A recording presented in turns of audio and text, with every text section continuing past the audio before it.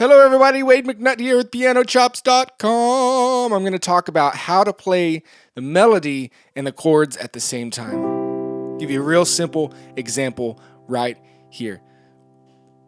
Main thing to remember most of the time, is to keep the melody on the top. And the top means this way. So let's say we have a melody that goes,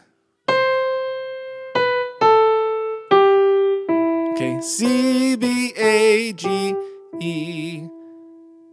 All right, and our chord is a C that we're starting off with. Well, then we want to play the melody on the very top and play a C chord below it.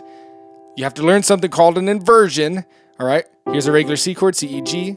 I'm going to put it in a different order, C, E, G, bam. And you got the chord that you need to play with the melody. So you play out the chord, do, do, do, do, and then you keep playing the melody. All right, and then we end on E right here. Let's say it goes to an E minor chord.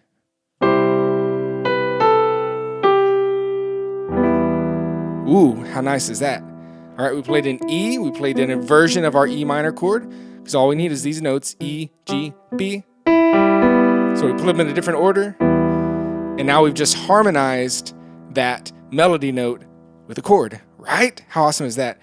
Do, do, do, do, do. Of course, we have bass notes down here, just a simple C and then an E. All right. Now let's say it does that melody again, but now it's an F chord. So we have our melody still here on C, but now it's an F chord. Hey, regular F chord, F, A, C. And our melody's on top. All right. And we just hold out that and play the melody as we go. And then we end on E, but it's going to be a C chord this time. Build C below it. C, E, G. So that second part. And there's our melody on top. So keep the melody on top. Most of the time, you can break that rule, but that's a nice way to do this. So here's the whole little arrangement that I just made up as we did this video.